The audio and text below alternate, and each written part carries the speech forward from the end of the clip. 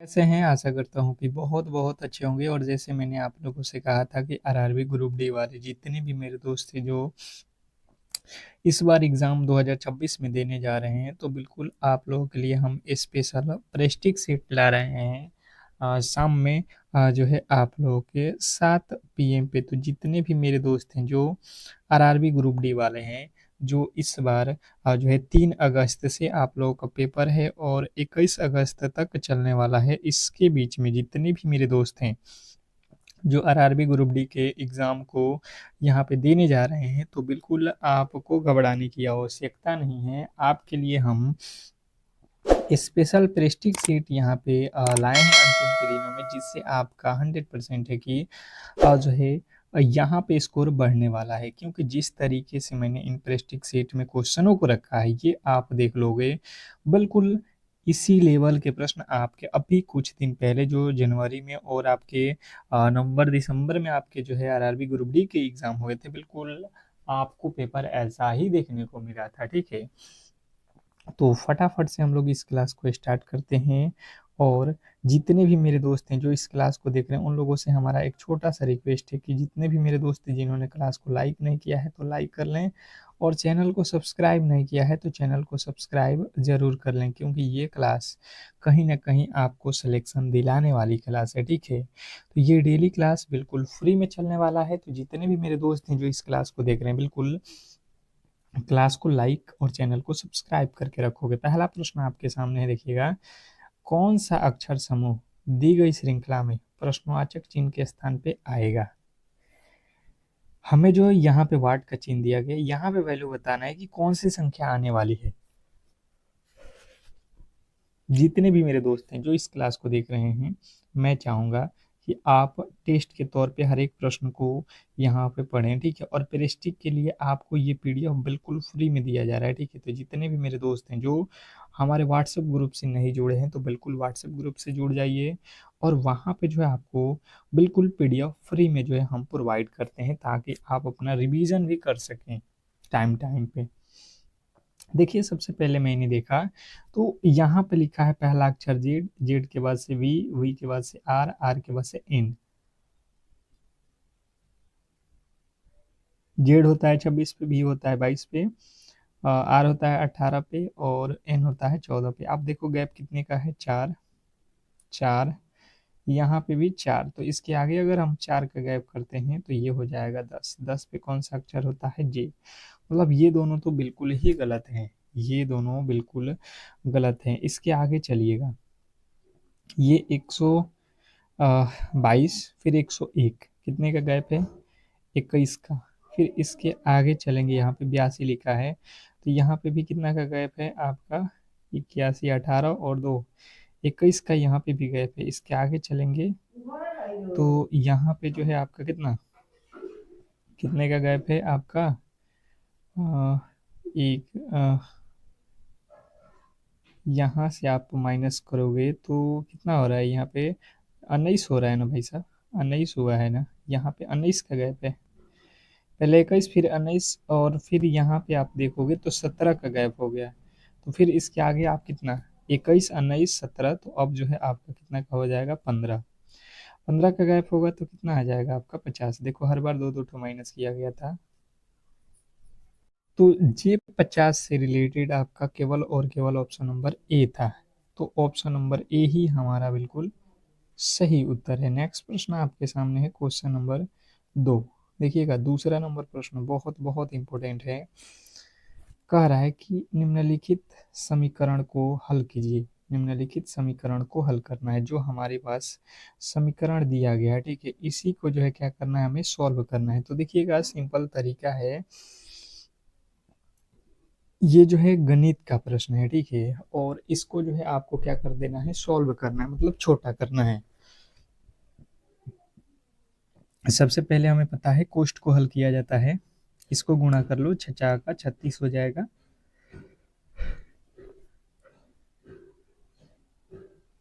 Plus 6 है, फिर गुणा है तो गुणा, यहाँ से माइनस करोगे, 8 में से 5 जाएगा 3, और 3 का वर्ग होता है 3 का, यहाँ पे स्क्वायर लिखा है तो 3 का वर्ग हो जाएगा 9, भागे फिर से 3 और फिर गुणे 9, ठीक है। अब यहाँ पे आपको भाग देना पड़ेगा, 9 में 3 से भाग दोगे कितना आएगा 3, तो 36 प्लस यहाँ पे देख लो कितना हो जाएगा,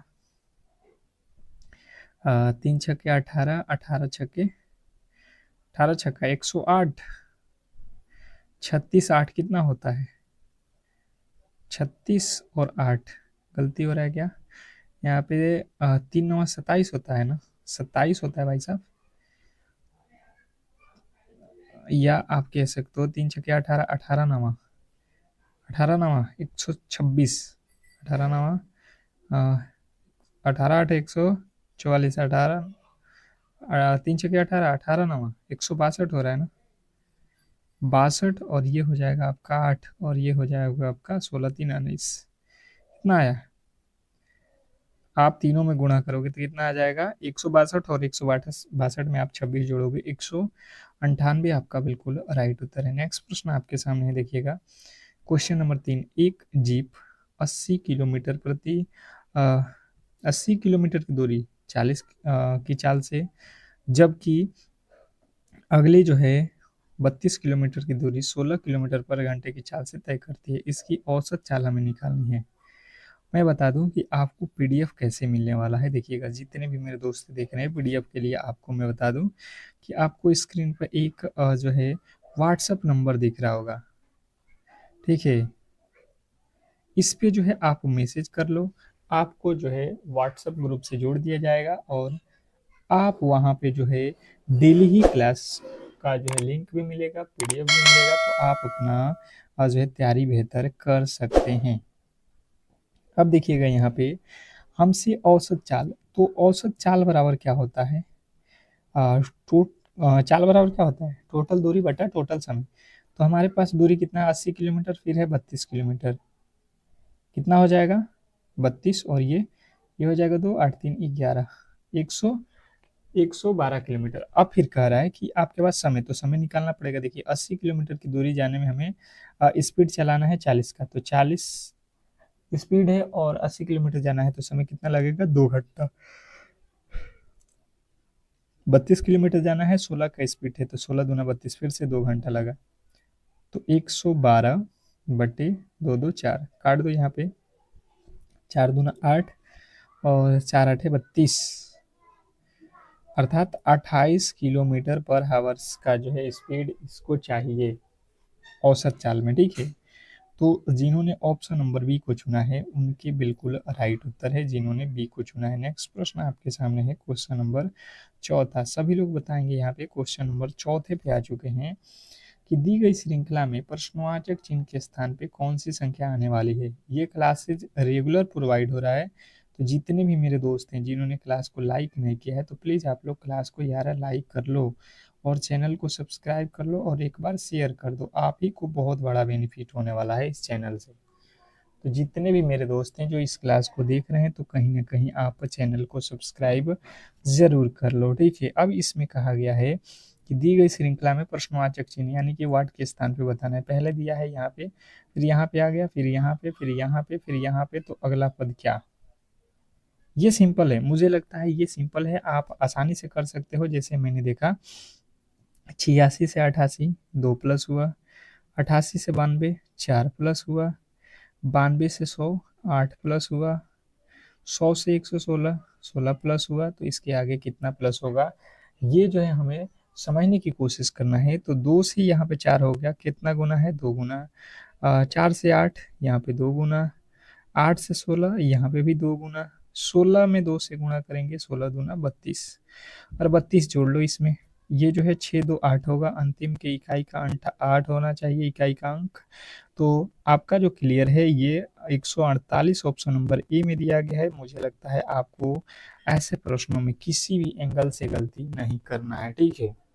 बहुत बेहतरीन प्रश्न था और मुझे लगता है कि ऐसे प्रश्न आपको कहीं ना कहीं एग्ज़ाम हॉल में 100% जो है परेशान करेंगे अगर आप यहाँ पर प्रैक्टिस नहीं करते हैं। तो अगला प्रश्न आपके सामने है, किसी निश्चित कूट भाषा में यहाँ पे INKS को ये लिखा जाता है, NEAR को ये लिखा जाता है, तो उसी कूट भाषा में एन का कोड क्या होगा। क्वेश्चन नंबर 5, 5वें नंबर प्रश्न के जो राइट उत्तर है बताने की कोशिश करेंगे सभी लोग। क्वेश्चन नंबर 5 पे आ चुके हैं। देखिए, जब भी इस तरीके का प्रश्न आप लोगों के सामने आता है तो आपको करना क्या है, कुछ नहीं, सबसे पहले कूटभाषा को जो लिखा गया उसको आप रफ पे रख लो, ठीक है, ताकि ये प्रश्न बनाने में बहुत ईजी हो जाए और कभी भी गलती ना हो। यहाँ पे लिखा है NEAR, ठीक है, और यहाँ पे हो जाएगा 1385। अब आप यहाँ पे समझने की कोशिश करोगे आप, तो आसानी से समझ में आ जाएगा कि हमें n का कोड निकालना है। इसमें भी n है और इसमें भी n है। हमने जब देखा तो n हमें यहाँ पे दोनों में मिल रहा है, ठीक है, ऊपर और नीचे वाले दोनों लाइन में n है। अर्थात हम जो इसमें कॉमन देख लेंगे कि n के बदले हमारा जो इन दोनों में अगर n है तो ऐसा एक अक्षर होगा जो इस तरफ भी दोनों में होगा, तो वही हो जाएगा n का वैल्यू।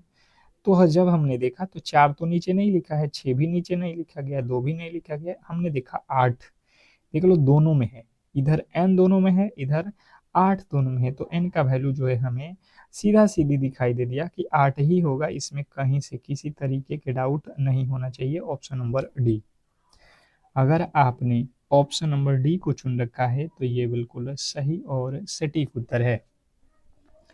नेक्स्ट प्रश्न की ओर चलेंगे और अगला प्रश्न आपके सामने है, कह रहा है यहाँ पे क्वेश्चन नंबर जो है आपके 6 नंबर प्रश्न है, सुनील और श्याम की वर्तमान आयु का अनुपात यहाँ पे दिया गया है 3:4। अब से 25 वर्ष बाद इनकी आयु का अनुपात जो है 8:9। तो सुनील की वर्तमान आयु क्या होगी? बहुत बहुत इंपॉर्टेंट प्रश्न है, हर एक शिफ्ट में ये प्रश्न आप लोगों को तंग करने वाला है। तो मैं फिर यही बात कहूंगा कि आप ऐसे प्रश्नों को प्रैक्टिस करके जाओ ना, मेरे साथ डेली ऐसे प्रश्नों को सॉल्व करो। अगर सॉल्व करते हो तो आपको एग्जाम हॉल में बहुत बड़ा बेनिफिट मिलेगा और टाइम भी यहाँ पे मैनेज होगा, ठीक है। तो प्रेस्टिक यही पता है, हमें मान लेते हैं कि वर्तमान में सुनील का आयु जो है 3x है, ठीक है, कोई दिक्कत नहीं है। और फिर से जो है एक कौन है, श्याम, इसकी आयु 4x है। इसने कहा 25 वर्ष बाद, तो इन दोनों में 25 वर्ष ऐड करना पड़ेगा। 25 वर्ष बाद का मतलब क्या है कि दोनों 25 वर्ष बाद हो जाएंगे। ये कितने के हो जाएंगे? 8:9, ठीक है जी, कोई दिक्कत नहीं है। अब तिरछा तिरछे हम गुणा करते हैं, तिरछा तिरछे गुणा कर लेते हैं, नीचे का गुणा ऊपर हो जाएगा, 29 x प्लस 25 नामा 225 बराबर इसका गुणा नीचे हो जाएगा, तो ये हो जाएगा 8 चौका 32, फिर 25 8 200, ठीक है जी, कोई दिक्कत नहीं है। जब हम यहाँ से इसको इधर लाएंगे तो ये क्या हो जाएगा, 200 माइनस में हो जाएगा। तो 225 में से 200 माइनस करोगे 25 बचेगा, ये जो है इधर जाएगा, ये भी माइनस में हो जाएगा। 32 में से 27 जाएगा, कितना, 5 x हो जाएगा। ये 5 के पहाड़ में काट दोगे, 5 बचे 25, x का वैल्यू कितना आ गया, 5।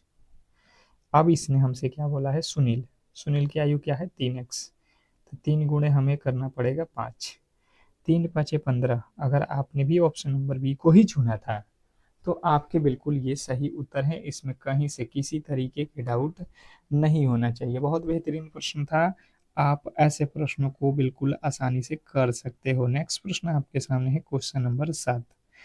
कह रहा है यदि प्लस और भाग को परस्पर आपस में बदल दिए जाएं तथा माइनस और प्लस को आपस में परस्पर बदल दिए जाएं तो दिए गए समीकरण में प्रश्नवाचक चिन्ह के स्थान पे क्या आएगा? अब ये प्रश्न आपको कहीं ना कहीं ज्यादा तंग करेंगे, ठीक है, क्योंकि ऐसे प्रश्नों में आपको बोर्डमॉस के नियम पता है, तो मुझे लगता है कि 10 सेकेंड भी काफ़ी है। अगर नहीं पता है तो ये थोड़े से तंग कर देते हैं। होता क्या है, आप देखिए यहाँ पे लिखा है 9 प्लस, तो इसने पहले लाइन में कहा है कि अगर आपको प्लस दिखेगा तो आपको भाग लिखना है, अगर भाग दिखेगा तो प्लस लिखना है, ठीक है। तो हम क्या करेंगे, यहाँ पे प्लस है तो भागा लिख देंगे 5, फिर भागा है तो हम लिख देंगे प्लस 130, चेंज कर देना है। फिर इसने कहा है कि अगर माइनस दिखे तो आपको रखना है प्लस, माइनस अगर है तो आपको रखना है यहाँ पे प्लस, और प्लस यहाँ पे भाई साहब गुणा होना चाहिए, माइनस और गुणा होना चाहिए ना, तभी तो माइनस और गुणा को चेंज किया जाएगा। यहाँ पे गुणा होना चाहिए और जहाँ पे गुणा है वहाँ पे आपको माइनस होना चाहिए 22। ये टाइपिंग में थोड़ा सा लग रहा है कहीं ना कहीं एरर है। अब देखो यहाँ से तो भाग लगने वाला नहीं है भाई साहब, ये तो भाग लगेगा नहीं, ये तो प्रश्न में ही कहीं ना कहीं फॉल्ट है, कहीं ना कहीं गलती है। अब कहाँ पे गलती है ये तो यहाँ पे पता लगाना मुश्किल लग रहा है जी। आप समझो यहाँ पे हम ये जो है क्या है, ये गुणा है, ठीक है, ये कहीं ना कहीं गलती हो गया। आप इसको रख लो, प्लस को क्या करना है गुणा, प्लस को गुणा कर लो, फिर भाग को क्या करना है, भाग की जगह पे आपको, भाग की जगह पे फिर तो भाग भी चाहिए ना, ये भाग होना चाहिए, माइनस और भगा, ये गुणा है। आ, ये थोड़ा सा भाई साहब ने गलती कर रखा है, पता नहीं कहाँ पे गलती कर रखा है। आ, ये माइनस अगर कर देते हैं, फिर माइनस को भाग करते हैं, ठीक है, फिर गुणा है तो प्लस करेंगे, ठीक है। अब बना लेते हैं, देख लेते हैं ये क्या हो जाएगा। सबसे पहले गुणा कर लो, 9×5 = 45, माइनस यहाँ से भाग दे दो 13, फिर प्लस का 22। यहाँ से देख लो इन दोनों को अगर जोड़ोगे तो 7, और ये आपका हो जाएगा 6, में से 13 घटा देंगे कितना आ जाएगा, क्या आएगा, 54। बिल्कुल हमारा राइट उत्तर हो जाएगा ऑप्शन नंबर डी। देखिएगा यहाँ पे भाई साहब ने थोड़े से गलती कर रखा था, इसी कारण जो है ये प्रश्न कहीं ना कहीं गलती हो रहे थे, ठीक है, आप सुधार लीजिएगा। टाइपिंग वाले भाई साहब से थोड़ी सी गलती हो गई थी। अगला प्रश्न देखिएगा यहाँ पे, एक वस्तु इतना में खरीदी गई और उसका मूल्य जो है 20% अधिक अंकित किया गया है, इसके बाद उसके अंकित मूल्य पर 10% की छूट पर बेची गई, इस सौदे में लाभ प्रतिशत कितना हुआ, ये हमें बताना है। देखिए बहुत सिंपल है ऐसे प्रश्नों को सॉल्व करना, और दिया गया है ये गुमराह करने के लिए, ठीक है, मैथ का प्रश्न है, थोड़ा सा लंबा कर दिया गया है ताकि आप ऐसे प्रश्नों को देखकर जो है डर जाओ, पर होता है ऐसा नहीं है, आप सिंपल तरीके से ऐसे प्रश्नों को सॉल्व करने जाओगे तो हो जाएगा। मान लेते हैं मेरे पास 100% जो है रुपए हैं, मेरे पास मान के चलो 100% पैसे हैं, इसने कहा 20% अधिक अंकित करो, अगर इसको आप अंकित करोगे इस पे दाम, तो आप कर दोगे 120 रुपये, है तो 100 रुपये का सामान पर 120 रुपये कर दिए। इसने कहा कि इसे अंकित मूल्य पर 10% की छूट दी जाती है, अगर बेचने जाओगे तो आप बोलोगे कि भाई साहब 120 रुपये तो इसकी प्राइस है, पर अगर आप खरीदते हो तो हम आपको 10% का छूट देंगे, मतलब अगर 100 रुपये का सामान है तो हम आपको 90 में ही दे देंगे। ये 2 जीरो से ये 2 जीरो कट जाएगा, 12 9 108 में आपको दिया जाएगा। हमने तो इसको खरीदा था 100 में और बेच रहे हैं 108 में, तो हमें कितने का फायदा होगा, 8% का। तो देखिए इसका कोई कोई काम नहीं था, आप आसानी से इसे सॉल्व कर सकते थे अगर आपने ऑप्शन नंबर जो है ए को चुन रखा है, तो ये बिल्कुल सही और सटीक उत्तर है, ठीक है। नेक्स्ट प्रश्न की ओर चलेंगे और अगला प्रश्न आपके सामने है, कह रहा है कि उस युग्म का चयन कीजिए जो नीचे दिए गए युग्मों के समान पैटर्न का जो है अनुसरण कराता है, और दोनों युग्म समान पैटर्न का जो है अनुसरण करते हैं। मैं फिर कह रहा हूँ कि जितने भी मेरे दोस्त हैं जो इस बार आज है ग्रुप डी के एग्ज़ाम हॉल में जाने वाले हैं, तो बिल्कुल आप क्लास को लाइक कर लो और चैनल को जो है सब्सक्राइब ज़रूर कर लो, क्योंकि ये क्लास कहीं ना कहीं आपको सिलेक्शन दिलाने में बहुत बड़ा भूमिका निभाएगा, ठीक है। तो जितने भी मेरे दोस्त हैं जो इस क्लास को देख रहे हैं, मैं आप लोगों से यही रिक्वेस्ट करूंगा, सबसे पहले मुझे पता करना है कि इसमें हुआ क्या है। मैंने देखा एच लिखा है, यहाँ पे डी लिखा है, एच 8 पे होता है, डी 4 पे होता है, मतलब माइनस का 4 किया गया, ठीक है। इसके आगे डब्ल्यू लिखा है, आर लिखा है, डब्ल्यू कितने पे होता है आपको पता होना चाहिए, ये सभी कोड 23 पे, और आर होता है 18 पे, मतलब इस बार तो माइनस का 5 हुआ है, ठीक है। के से यहाँ पे लिखा है जी, के होता है 11 पे, जी होता है 7 पे, मतलब -4। आप देख लो पहले -4 फिर -5 फिर -4, लॉजिक पता हो गया, वही लॉजिक यहाँ पे भी है, पहले -4 फिर -5 फिर -4, हम वही लॉजिक लगाएंगे। देख लो एल पी, एल होता है 12 पे, पी होता है 16 पे, यहाँ पे 4 प्लस किया गया जबकि यहाँ पे 4 माइनस हो रहा है, तो ये वाला गलत। ये होता है 24 पे, ये होता है 20 पे, बिल्कुल सही है, यहाँ पे पहले क्या -4 कर दिया। फिर क्यू, क्यू से लिखा है एल, क्यू होता है 17 पे, एल होता है 12 पे, दूसरे में -5, ये भी सही है। ए होता है 1 पे और डब्लू होता है 23 पे, ए होता है मतलब 27 पे, डब्लू होता है 23 पे, यहाँ पे भी 23 में से 4 जाएगा 27, बिल्कुल ही हमारा फॉलो कर रहा है पहले 4 फिर 5 फिर 4। ऑप्शन नंबर सी जो है हमारा बिल्कुल इस प्रश्न का सही उत्तर है। इसमें कहीं से किसी तरीके के डाउट नहीं होना चाहिए। जितने भी मेरे दोस्त इस क्लास को देख रहे थे मुझे लगता है कि सबका उत्तर बिल्कुल ऑप्शन नंबर सी ही आया होगा। नेक्स्ट प्रश्न आपके सामने है क्वेश्चन नंबर 10। कह रहे यदि किसी संख्या के 2/6 के 70% का जो है 50% 539 है तो वह संख्या ज्ञात कीजिए। बहुत बहुत इंपॉर्टेंट। जितने भी मेरे दोस्त हैं वो इस प्रश्न के राइट उत्तर बताने की कोशिश करेंगे। यदि किसी संख्या के 2/6 के 70% का जो है 50% 539 है तो वह संख्या क्या है।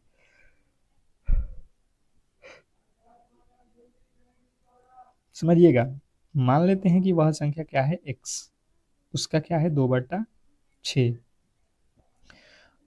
का 70% अर्थात 70/100 का 50% अर्थात 50/100 निकालोगे तो आपको आ जाएगा 539। बिल्कुल हमने इतना कर रखा है। अब यहाँ से अब सिंपल तरीके से ये देखो 1 0 1 0 2 0 से ये दोनों जीरो खत्म। अब इसके आगे जाओ 5 के पहाड़े में 20 बचे 100, 2 के पहाड़े में 10। ठीक है, कोई दिक्कत नहीं है।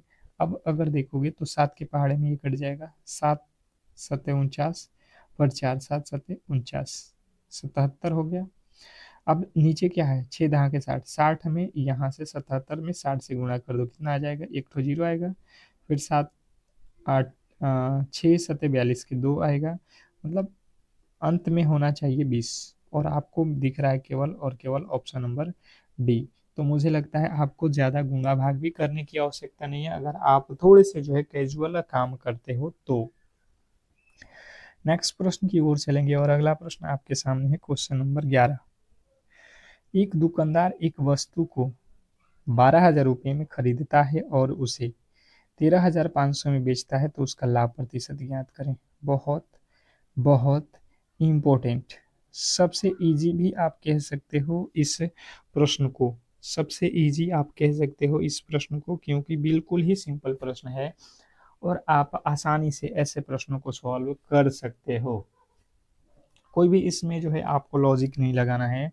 अगर आप देखोगे तो आप कहोगे कि भाई साहब हमने जो है 12,000 रुपये में कोई सामान खरीदा और इसको बेच दिया 13,500 रुपये में। ठीक है, कोई दिक्कत नहीं है। यहाँ से यहाँ जाने में, यहाँ से यहाँ जाने में अगर मैंने देखा 12,000 की वस्तु 13,500 में बेचा गया तो ये हो गया कितने का लाभ, 1,500 रुपया।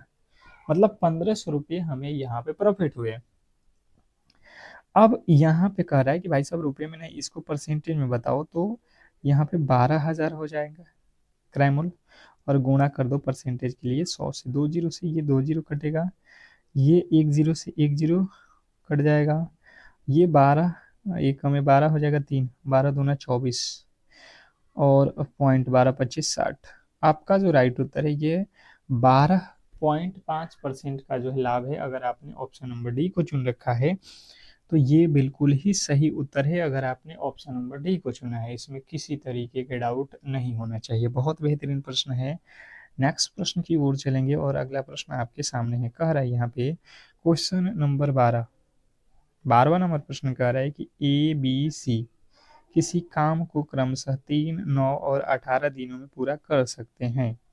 एक साथ मिलकर काम करते हुए उन्हें किसी काम का 3 गुना काम पूरा करने में कितना समय लगेगा। क्वेश्चन नंबर 12वें नंबर प्रश्न पे आ चुके हैं और जितने भी मेरे दोस्त हैं जो इस क्लास को देख रहे हैं फटाफट से अपने राइट उत्तर के साथ जाएंगे।